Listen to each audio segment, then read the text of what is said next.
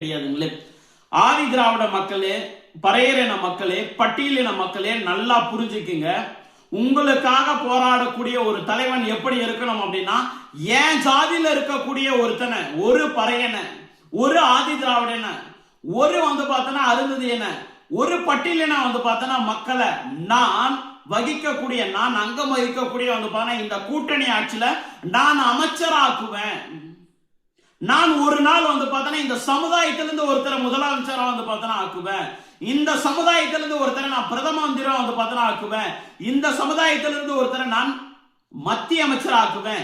இந்த சமுதாயத்திலிருந்து பார்த்தனா ஒருத்தரை நான் கவர்னர் ஆக்குவேன். இந்த சமுதாயத்திலிருந்து ஒருத்தரை நான் குடியரசுத் தலைவரா பார்த்தனா ஆக்குவேன். இந்த சமுதாயத்திலிருந்து ஒருத்தரை நான் நீதிபதியா ஆக்குவேன். இந்த சமுதாயத்திலிருந்து ஒருத்தரை நான் கலெக்டரா பார்த்தனா ஆக்குவேன். இந்த சமுதாயத்திலிருந்து ஒருத்தரை நான் எஸ்பியா பார்த்தனா மாத்துவேன்.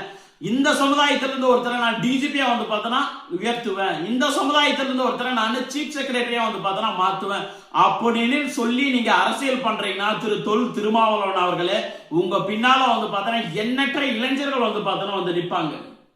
எண்ணற்ற, அது இந்த ஜாதியை சார்ந்த பார்த்தனா இளைஞர்கள் மட்டும் கிடையாது, எல்லாருமே பார்த்தனா நிற்பாங்க. இந்த மாதிரியான ஒரு அரசியல் நோக்கத்துக்காக உருவாக்கப்பட்டதான் உங்களுடைய விடுதலை சிறுத்தைகள் பார்த்தனா கட்சிங்களே. இந்த கடைசியில இந்த அரண்மனை படத்துல சொல்லுவாங்க பாரு, சந்தானம் ஒரு காமெடி ஒண்ணு பண்ணுவாரு, எதுக்கு வந்துன்றதே பார்த்தனா தெரியாம முழு சமையல்காரனாவே மாறிட்டான் அப்படின்னு சொல்லிட்டு ஒரு காமெடி ஒண்ணு வரும். அதே கதை தான். நீங்க எதுக்கு கட்சி தொடங்கன்னே தெரியாம கடைசியில பார்த்தனா முழு ஊபிசா பார்த்தனா மாறிட்டீங்களே. இது உங்களுக்கே நியாயமா பார்த்தனா இருக்கா? வரலாற்றுல பார்த்தனா உங்களுக்கான ஒரு பக்கங்கள் ஒதுக்க பார்த்தனா படுங்களா. நீங்க என்னதான் திமுக ஆட்சிக்கு முட்டு கொடுத்தாலும்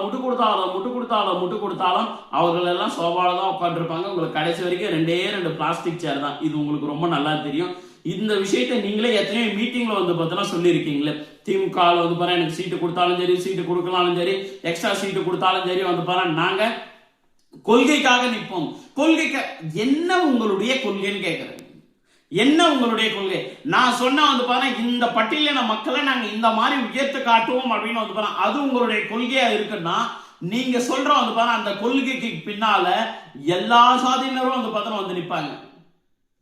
ஆனா அப்படி ஒரு கொள்கை உங்ககிட்ட இருக்கா? ஒரே விஷயம், பாசிச பாஜக ஒழிக, சங் பரிவார அமைப்புகள் ஒழிக, பிராமணியம் ஒழிக, பார்ப்பனர்கள் ஒழிக, இவ்வளவுதான். இதான் உங்களுடைய கொள்கையா? சமத்துவம், சமூக நீதி, பெரியாரிஸ்ட் நாங்க போறோம், அம்பேத்கர் வழியில போறோம். அம்பேத்கர் இதெல்லாம் கத்து கொடுத்தாரா?